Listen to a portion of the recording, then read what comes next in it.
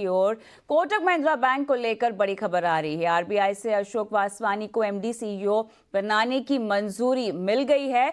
Ashok Vaswani Barclays bank के पूर्व CEO रह चुके हैं और चलिए इसी चुनाव को और बेहतरी से हम समझते हैं। हमारे साथ ईटी नाउ और ईटी नाउ स्वदेश के मैनेजिंग एडिटर निकुंज डालमिया जुड़ गए हैं। निकुंज, सबसे पहला सवाल, इस चुनाव को आप कैसे देखते हैं? आखिरकार आरबीआई की तरफ से एक बड़ा नाम जिसको 3 दशकों से ज्यादा का अनुभव है पूरे बैंकिंग क्षेत्र की, अगर हम बात करें तो कविता जी देखिए, जो अनसर्टिनिटी थी कि उदय कोटक साहब के बाद कौन, वो अनसर्टिनिटी अब खत्म हो चुकी है।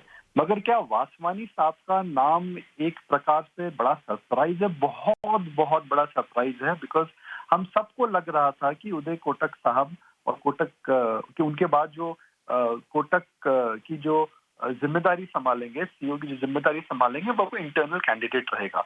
अगर आप कोटक महिंद्रा बैंक को देखें तो उदय कोटक साहब ने एक बड़ी बैंक की स्थापना करी थी। वह प्रमोटर और बैंकर दोनों थे। उनकी जो कोर टीम है, वह कोर टीम धीरे धीरे बैंक के साथ बढ़ी और उनकी जो कोर टीम है, उन्होंने ही सारे बड़े बोर्ड और पद संभाले थे। मनियन साहब या फिर वहां पर अगर आप देखें गुप्ता जी हैं, तो जो इनकी पुरानी टीम थी, the internal team in a sense really stood up and was with mister Kotak in this growth journey of Kotak. अब पहली बार ये होगा कि कोटक महिंद्रा बैंक के इतिहास के अंदर उदय कोटक साहब एक थर्ड एक आउटसाइडर बैंकर को ला रहे हैं। इसके दो मतलब हो सकते हैं। मतलब यह कि अगर आपको लगता है कि इंटरनली कोई भी कोटक महिंद्रा बैंक की बागडोर नहीं संभाल सकता है, तो क्या आने वाले समय में कोटक महिंद्रा बैंक में कुछ ऐसे परिवर्तन आ सकते हैं? तभी परिवर्तन आ सकते हैं, तभी तो आपने एक इंटरनल कैंडिडेट नहीं नॉमिनेट करा। आरबीआई को बोर्ड ने 2 नाम बेचे। उन 2 नाम में आरबीआई ने एक प्रकार की स्पष्टीकरण करी थी कि we are comfortable with Vaswani साहब। अब वासवानी साहब क्या कर सकते हैं? देखिए, ग्लोबल बैंकिंग एक्सपीरियंस लेकर आएंगे। क्या क्या ये कोटक को एक बड़ा ग्लोबल बैंक बना सकते हैं?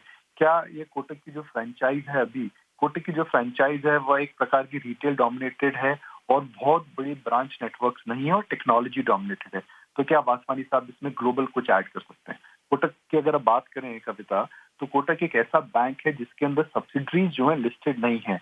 अगर आप देखें तो आईसीआईसीआई सिक्योरिटीज एक जमाने में लिस्टेड, आईसीआईसीआई सिक्योरिटीज लिस्टेड है, आईसीआईसीआई लोम्बार्ड लिस्टेड है, एसबीआई लाइफ लिस्टेड है, एसबीआई कार्ड लिस्टेड है। तो क्या आने वाले समय में वासवानी साहब ऐसा कुछ बड़ा कर सकते हैं? क्या आने वाले समय के अंदर कोटक के अंदर जो हम देख सकते हैं लेंडिंग प्रैक्टिसेस वह चेंज होंगी? तो अब मार्केट यह अटकलें लगाएगा कि एक वरिष्ठ बैंकर जो कि कोटक का इंटरनल बैंकर नहीं है, वह क्यों आया है? दूसरा, उनके आने से क्या चेंजेस होंगे बोथ इंटरनल एंड एक्सटर्नल, और आने वाले 3 से 5 सालों के अंदर कोटक की रणनीति किस प्रकार से चेंज होगी? क्योंकि कभी रणनीति चेंज होगी। अगर रणनीति को चेंज नहीं करना होता तो शायद एक इंटरनल कैंडिडेट का नाम आता, एक्सटर्नल कैंडिडेट का नाम नहीं आता। तो अब ये बोलना बहुत मुश्किल है कि शॉर्ट टर्म के अंदर स्टॉक मार्केट का रिएक्शन कैसे आएगा। मुझे लगता है कि आने वाले 2-3 क्वार्टर्स के अंदर कोटक महिंद्रा बैंक के अंदर, जब कोटक साहब के बाद लोग देखेंगे कि उन्होंने कार्यकमान कैसे संभाली है, महत्वपूर्ण डिसीजंस कैसे लिए हैं, उसके बाद ही एक प्रकार का आप एक कोई स्पष्टीकरण दे सकते हैं या फिर एक प्रकार का आप एक मत दे सकते हैं कि whether it is moving in the right direction or not. But right now I think it is a big surprise. Everybody thought that an internal candidate would be taking over from Mr. Kotak, but this time it's an external candidate which nobody was expecting. तो निकुंज, कह सकते हैं कि अनिश्चितता का जो पहला अध्याय है वो तो खत्म हुआ, लेकिन आगे भी मुझे बात करनी है वासवानी जी के चुनाव को लेकर और इनकी जो काबिलियत है उस पर मैं सवाल पूछूंगी आगे। लेकिन उससे पहले, क्योंकि काफी निजी तौर पर भी आप कोटक बैंक को ट्रैक करते थे, उदय कोटक साहब से आप तो तमाम कॉर्पोरेट से मिलते रहते हैं, उदय कोटक साहब से भी आपका मिलना जुलना रहा है, उठना बैठना रहा है। देखिए, 21 साल की कमान थी उनकी कोटक बैंक का, ठीक है, वो उन्होंने अब छोड़ दी है। निजी तौर पर जैसे भी जब भी आपका उनसे राब्ता हुआ है, आप रूबरू हुए हैं उनसे, आप कैसे देखते हैं उनके नजरिए से? देखिए, उदय कोटक साहब ने एक ऐसी फ्रेंचाइज बनाई है जो एक अननोन फ्रेंचाइज से अनफॉरगेटेबल फ्रेंचाइज हो गई है। हम सब जानते हैं कि कोटक महिंद्रा बैंक पहले एक कोटक महिंद्रा फाइनेंस था, फोर्ड की छोटे ऑफिस से चालू हुआ था। किस प्रकार की उन्होंने वेल्थ क्रिएट करी है, I think this is a case study for the global, this is a case study not only for India but for even, global markets. तो कोटक साहब एक बहुत अच्छे बैंकर हैं और एक बहुत अच्छे मैनेजर हैं। तो जाहिर है कि जब वह अपनी कमान किसी को दे रहे हैं तो ये जो डिसीजन है सोच समझ कर लिया गया होगा, because his understanding of the cycle and his understanding of people and his understanding of risk I think is extraordinary. तो क्योंकि एक वरिष्ठ बैंकर, इतने एक्सपीरियंस्ड बैंकर जिनको रिस्क आता है, जिन्होंने कोटक महिंद्रा बैंक को पिछले 20 साल के अंदर सब क्राइसिस से बचाया, IL&FS क्राइसिस से बचाया, उसके बाद जो एनपीए की साइकिल आई थी उसमें कोटक को बचाया। कोटक हमेशा प्राइस टू बुक में एक एक्सपेंसिव स्टॉक रहा था because of the ability of them to withstand shocks. तो मुझे लगता है कि कोटक की का जो डीएनए वही रहेगा, और इस डीएनए को जो इंसान समझ सकता है शायद उसी को कोटक साहब ने ये जो कमान संभालने को दिया है। समझना यह पड़ेगा कि एक इंटरनल कैंडिडेट क्यों नहीं आया। दूसरा समझना यह पड़ेगा कि इस समय कोटक महिंद्रा बैंक के अंदर जो परिवर्तन आ सकता है, क्योंकि एक्सटर्नल कैंडिडेट आए, क्या वो 2 क्वार्टर में देखेगा, 3 क्वार्टर में देखेगा, 5 क्वार्टर में देखेगा। तो good thing Kavita is that Kotak Mahindra का जो स्टॉक है, जिसे हम प्राइस टू बुक पे बैंकिंग स्टॉक का मूल्यांकन करते हैं, वह सस्ता है। तो सस्ता है, स्टॉक 1.5-2 साल से कहीं गया नहीं है, अंडर परफॉर्म कर रहा है। इसकी जो वैल्यूएशन है प्राइस टू बुक में अभी कोविड से भी सस्ती हैं, और वह IL&FS क्राइसिस के समय में जो बैंकिंग क्षेत्र के अंदर जो क्रॉस हुआ था उससे भी सस्ती है। तो I think the margin of safety in Kotak Mahindra bank is very comfortable. So downside कम है, और अगर वासवानी साहब कुछ चेंजेस ला पाते हैं, कोटक के अंदर ग्रोथ बढ़ा सकते हैं, एनपीए बुक स्टेबल रख सकते हैं, तो कोटक का जो डीएनए है, अगर इसी able to really keep the DNA of Kotak Mahindra Bank alive and extend it and scale it up. So I think in the next 2 or 3 years, this really could be one of the biggest, this really could be a massive re-rating candidate. चलिए निकुंज, तो stock के लिहाज से आपने समझा दिया कि downside यहाँ पर कम है और फिलहाल देखना होगा किस तरह के बदलावों को जो है वो इंट्रोड्यूस किया जाता है। लेकिन एक सवाल जो मेरे जहन में आया आपके जवाब को सुनकर, वो ये है, इंटरनल कैंडिडेट नहीं चुना गया, ये किसी भी तरह से नाकाबिलियत की ओर इशारा करता है बैंक के इंटरनल टीम और मैनेजमेंट टीम की तरफ से? दोनों सी बात है कविता। देखिए, जब आप 3 से 5 साल का विजन देखते हैं तो आप ये देखते हैं कि हमने ये करा था, मगर क्या हम ये डिफरेंटली करना चाहते हैं। अगर हमें डिफरेंटली करना चाहते हैं तो क्या हमारे पास वो कैपेबिलिटी है, क्या हमारे पास वो एबिलिटी है, या हम कुछ ऐसा करना चाहते हैं जिसको हम एक डिफरेंट अप्रोच को अडॉप्ट करें। तो एग्जाम्पल के तौर पर कविता, जो क्रिकेट में हार्दिक पांड्या साहब इंजर्ड हो चुके हैं, वो एक ऑलराउंडर है। तो भारतीय टीम क्रिकेट टीम को डिसाइड करना है कि वो पांड्या साहब की जगह एक ऑलराउंडर रखें या फिर 2 चेंजेस करें। तो कई बार आपको चॉइसेस लेनी पड़ती है सोच करके कि near term to medium term में आपको क्या करना है। तो मुझे लगता है कि जो डिसीजन लिया गया है, तीन बेसिक बातें हैं। Number 1, will Mr. Vaswani be able to really take the Kotak motto forward of great customer experience, super technology adaptation, low NPAs and great risk management? सबसे पहले क्या वो कर सकते हैं? उदय कोटक साहब का, उदय कोटक बोर्ड का मानना है वह कर सकते हैं। दूसरा, वह इन एग्जिस्टिंग चीजों को स्केल अप कैसे कर सकते हैं, और तीसरा, ग्लोबल एक्सपीरियंस वह काफी लेकर आएंगे। जब देखिए, जो मिसिंग लिंक है मेरे हिसाब से कोटक की एग्जिस्टिंग टीम है कि उसके अंदर भी बहुत बड़ा ग्लोबल बैंकर नहीं रहा है, और वासवानी साहब एक ग्लोबल एक्सपीरियंस लेकर आएंगे because of his stint with Barclays. तो जब आप ग्लोबल एक्सपीरियंस लाएंगे तो global best practices, global best risk management, कई प्रकार की चेंजेस हो सकते हैं। तो क्या कोटक महिंद्रा बैंक आने वाले सालों में एक ग्लोबल बैंक बन सकता है? क्या ग्लोबल फ्रंटियर्स पे जा सकता है? हो सकता है। इस बात को लेकर के उनका चयन करा गया।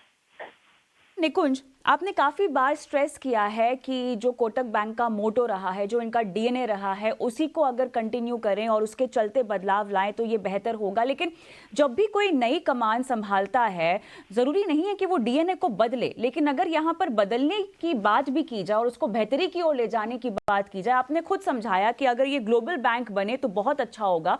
तो डीएनए में अगर कुछ हिलाना भी हो, बदलना भी हो, तो क्या कुछ बदला जा सकता है? किस मजबूती से वो डीएनए को आगे बढ़ाना चाहिए? कितना जरूरी है आगे बढ़ाना, और अगर बदलाव आए तो किस हद तक बदलाव आए?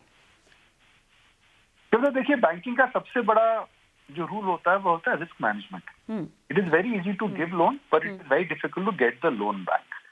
तो सबसे बड़ा डीएनए होता है रिस्क मैनेजमेंट। सेकंड होता है कस्टमर सेटिस्फैक्शन। तीसरा होता है टेक्नोलॉजी अडॉप्टेशन, और चौथा होता है आप बेसिकली क्या फ्यूचर नीड्स को समझ सकते हैं, म्यूचुअल फंड, इंश्योरेंस। तो इन सब चीजों को को मेरे को नहीं लगता है जो कोटक का जो कोर है वो बदला जाएगा। मगर कुछ चीजों में जो मेरी समझ है, उदय कोटक साहब ने कहा था जी हम हमारी हम हमारी माइक्रो फाइनेंस बुक हो गई, हम हमारी अनसिक्योर्ड लोन बुक है वो हम बड़ा करना चाहते हैं। तो जो चेंजेस होंगे मुझे लगता है कि एक एक विजन में नहीं होंगे, कल्चर में नहीं होंगे, मगर मुझे लगता है कि क्योंकि वासवानी साहब ग्लोबल एक्सपीरियंस लेकर के आएंगे और उनको रिस्क जब आप ग्लोबल बैंकिंग का एक्सपीरियंस लेकर के आते हैं, ग्लोबली हम जानते हैं कि पिछले 7-8 साल के अंदर किस प्रकार की ऊंच नीच हुई है, यूरोपियन बैंक्स में किस प्रकार की ऊंच नीच हुई है। बाकी एक बैंक कविता काफी समस्याओं से निकला है, और अगर आप एक ऐसे बैंक को हैंडल कर चुके हैं जहां पर काफी समस्याएं हुई थी, तो आपकी अंडरस्टैंडिंग और डीपर हो जाती है। तो experience of understanding global banking sector is very rich, especially at a time when European banks in last couple of years have gone through a major upheaval. तो वह जो एडवांटेज है मुझे लगता है उनको काफी ज्यादा मिलेगा, ग्लोबल एक्सपीरियंस। तो क्या अगली देखिए उधर कोटक महिंद्रा बैंक, कोटक ग्रुप की अगर आप बात करें तो यह कोटक महिंद्रा फाइनेंस था। इन्होंने बिल लेंडिंग के बिजनेस से काम चालू करा, फिर वह बैंक बने, फिर इन्होंने ING का अधिकरण करा, फिर ग्रोथ इन्होंने ठीक करी, इन्होंने बहुत अग्रेसिव लैंडिंग नहीं करी, बहुत अग्रेसिव इन्होंने सब्सिडरी बिल्टअप भी नहीं करे। एक पिछले 10 साल के अंदर SBI ने अपनी कई सब्सिडरीज लिस्ट करी हैं, पिछले 10 साल के अंदर SBI ने अपनी काफी सब्सिडीज लिस्ट करी है, मगर कोटक महिंद्रा बैंक ने उल्टा करा, इन्होंने अपने ग्लोबल पार्टनर्स की स्टेक परचेज करी थी। तो क्या आने वाले 10 साल के अंदर कोटक कुछ नया कर सकता है? ये सब हम देखिए अभी स्पेकुलेट करने का था, क्योंकि हमें पता नहीं कि अंदर की सोच क्या है। मगर अगर मैं हम अंग्रेजी में जैसे कहते हैं ना कनेक्टिंग द डॉट्स करूं, तो कनेक्टिंग द डॉट्स मुझे यही लगता है कि वासवानी साहब को कोटक महिंद्रा बैंक का कल्चर की समझ है, बोर्ड को लगता है उनको समझ है, वो ग्लोबल एक्सपीरियंस लेकर के आएंगे, वह नई रणनीतियां लाएंगे, कोटक महिंद्रा बैंक को स्केल अप कर सकते हैं। यह एक ग्लोबल ब्रांड है, अभी हिंदुस्तान में बड़ा है, मगर क्या हिंदुस्तान के बाहर भी बड़ा हो सकता है? ये सब आने वाला समय ही बताएगा। मगर अगर आप मेरे से पूछें क्या उनका नाम एक प्रकार से सरप्राइज है, सबके लिए सरप्राइज है, क्योंकि मार्केट के अंदर जब भी ट्रांजिशन होता है, स्टॉक मार्केट के अंदर बैंकिंग सेक्टर में जब होता है, मार्केट शॉर्ट टर्म में थोड़ा कॉशियस होता है। तो हो सकता है कि छोटे समय में कोटक महिंद्रा बैंक के स्टॉक में ज्यादा तेजी देखने को ना मिले, मगर मंदी भी नहीं देखने को मिलेगी, बिकॉज ये स्टॉक इस समय सस्ता है और हिस्टोरिकल वैल्यूएशन से नीचे ट्रेड कर रहा है।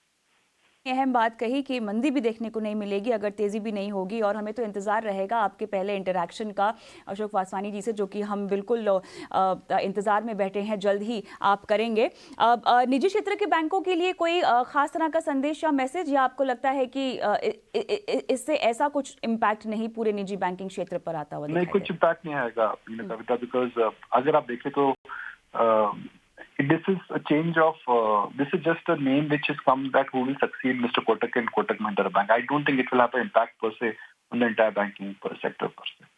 चलिए निकुंज, बहुत बहुत धन्यवाद आपका, आपने समय निकाला और इतने विस्तार से इस खबर को समझाया हमारे दर्शकों को, धन्यवाद।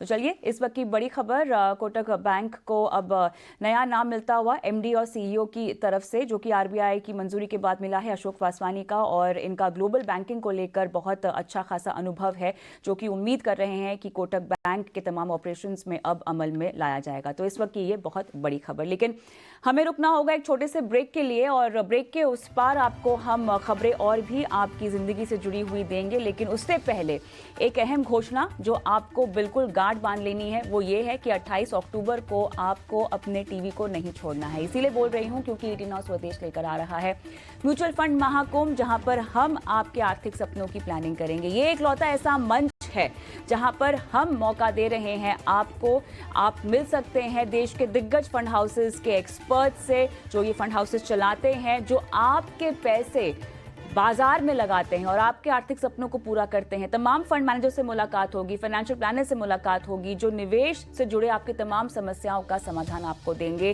केवल और केवल म्यूचुअल फंड महाकुंभ में 28 अक्टूबर शनिवार सुबह 10 बजे से पूरा दिन।